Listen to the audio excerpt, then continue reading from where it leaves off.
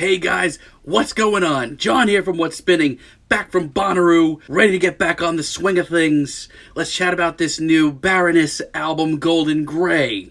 Baroness are a Georgia-based metal, sludge metal, progressive metal, whatever you want to call it, band. Early days weren't really my thing, especially around the time of their Red album days. I thought a lot of what they were doing around this time was pretty average, actually. I felt like they did have a great sound, but they needed to iron out some kinks, which is exactly what they did in the next coming years in a big way. Their next album, Blue, had an overabundance of personality. It was much more progressive, cosmic even in parts. It just showed Baroness so much more focused and, most importantly, more catchy. And this goes double for everything on Green and Yellow a couple of years later. The band seemed more fearless with each passing moment and much more instantaneous, which is especially the case for their next album a couple of years back. They came out with Purple, easily one of my favorite metal albums of the last 5 years or so. Call me crazy, it's their catchiest album to date, and it's just such an instantaneous and intense and fantastically written metal album. So it's been a few years, and this has been an album that I have eagerly anticipated because your boy needs some good metal right now. Let's chat about this new Baroness album. This album starts off with Front Toward Enemy, and not for nothing, but this kind of sounds exactly where I want to hear Baroness start off any album. It's completely off the rails right away, and vocalist John Baisley just right off the bat is giving these insane vocal performances, the likes of which I just crave so much from Baroness. Overall this sounds exactly where Baroness should be. Even the playing here, some of their more memorable and technical in years. The breakdowns are great, it's catchy, and this is genuinely just a really charismatic opening track. It's moments like this where Baroness just put the real epicness back into sludge metal, which is what they do best. Then we have tracks like Seasons, and in times like this, I really don't have much bad to say at all. As a matter of fact, I'd even go as far as to say lyrically this could go toe-to-toe with anything on Purple. Plus, the added urgency to this track is a really nice addition. But as good as tracks like Seasons are, I feel like some red flags are starting to come up very slowly. For one, where the hell is that great production that showed up on Purple that was just so magnificent? And why do I feel like Baroness are kind of treading lightly on some of these verses? Outside of that, this is a great tune, but it does make me start to worry a little bit deep down. Tourniquet has that sort of progressive edge that I've enjoyed from these guys for years. The acoustic intro here is very heavenly, very beautiful, but it does open up into some of the more straightforward material here. It's certainly grisly, it's certainly very intense, it's also very sludgy in the best way. In every way, this is what I showed up for. So much so that I'd even go as far again to say, once again, this is everything that I really loved about Purple. Baroness here sound at their most adventurous. There are muscular riffs, brilliant drum fills, for the moment, everything does seem to be going in their favor. And Throw Me an Anchor as a single is the one track here that really hooks me from start to finish and just gives me a great feeling. It's an absolute onslaught from start to finish, but it's also soaring, it's also epic, and just catchy enough. There are immensely technical performances and solos from start to finish. This track is heavy, but at the same time, it's just catchy enough to really stick with you. The Baroness formula is far from stale, guys. Then we have tracks like I'd Do Anything. When Baroness really do take a minute and go for their atmosphere, they really even nail this and knock this out of the park. I love the serenity of this track and just how beautiful it is. And as far as vocal performances goes, this is absolutely staggering. It's emotional, it's sort of bluesy, and it's incredibly visual. These tracks are great.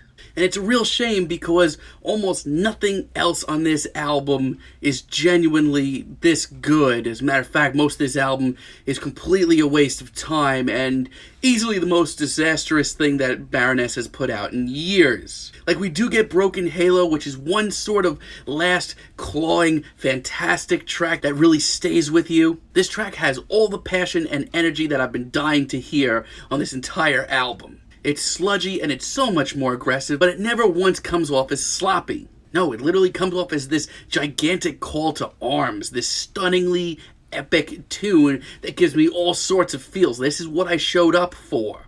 And the unbelievably gripping lyrics may be the best here. So don't sit here and think that Baroness have lost it all, especially when you listen to all the other garbage that's on this album, because they can still write a good track. The sad fact is, though, that for most of this album, they don't do that. I'm Already Gone early on in the album. Just, it might be an alright sort of alternative metal track, but it's just not what I show up for in a metal album. This one nearly isn't as epic or soaring, it's very low key. But most of this track just doesn't sound like a Baroness song. But without some of their key elements, like, I don't even know what I'm supposed to be paying attention to.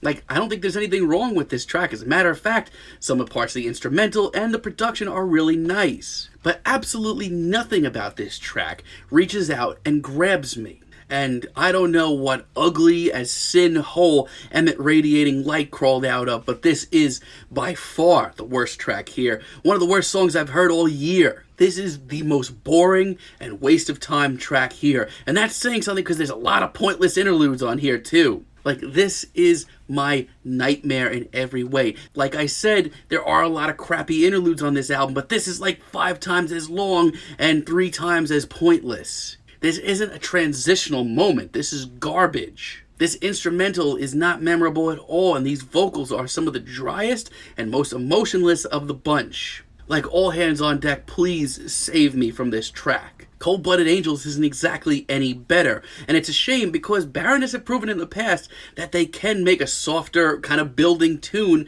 that actually leads to something interesting. But I don't know why, but something happened, and all of a sudden all these tracks are unbearably cheesy. This is an all-around absolute mess of a tune. This is just so tame, so heartless, and laughable as far as, like, soft tunes from Baroness go. Like, if this eventually brought in some emotion or, like, some progression in the album, this track would be just fine, but it doesn't. And sure, you can argue that this track eventually does pick up, comes a little more hectic, a little more heavy, but for me, it's just too little too late.